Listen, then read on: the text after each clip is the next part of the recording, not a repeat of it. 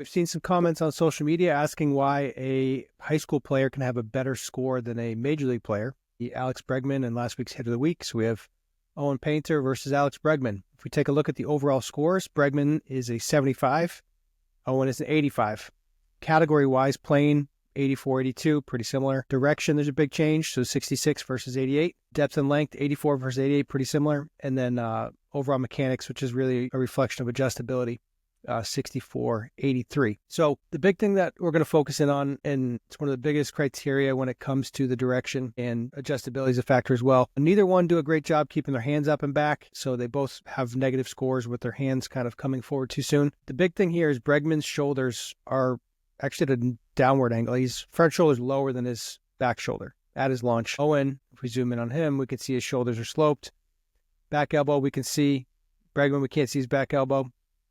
Bregman talks a lot about needing to slow down. He's a classic, over rotator. He's got the videos of himself talking about keeping his flashlights of his hips and shoulders pointed forward. If you've ever seen those clips on social. So he's a really, really fast rotator. And that's reflected in his batted ball profile. So his spray chart, he has power to the pull side. He doesn't really have power the other way. He doesn't create direction very well. It doesn't mean he can't get hits there. He's a very good hitter, but he doesn't have excellent direction. He has pull side direction, so he doesn't have middle of the field. An oppo from a power standpoint, he just doesn't drive the ball that way. But he's a very good hitter, and his adjustability is not great, but his preparedness, his approach is tremendous. He's an excellent hitter. So the score itself doesn't mean that Owen is a better hitter, because that's not what we're trying to say. We're trying to say his swing is more reflective of what the best hitters of all time have done with their bodies and how they move. So just quickly, just roll through. We got Barry Bonds. We could see shoulder sloped at launch. Ted Williams, shoulder sloped at launch. Juan Soto, shoulder sloped at launch. And the old way that I used to do this was we would take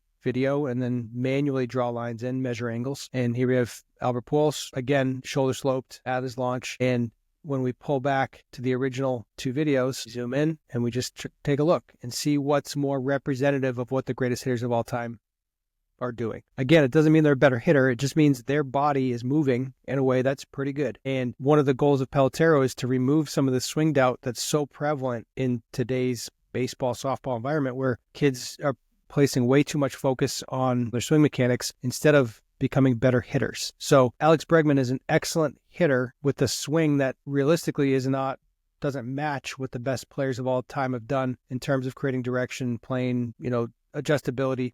But he's a great hitter because he has a plan, he works, and he is prepared. So he's a very, very good hitter. If you don't have the characteristics physically, then you're going to need to have elite approach and strategy and tactics to be able to perform at the highest levels. If you have any questions, comment, subscribe, whatever you're supposed to do on these social things. How do you want me to end this?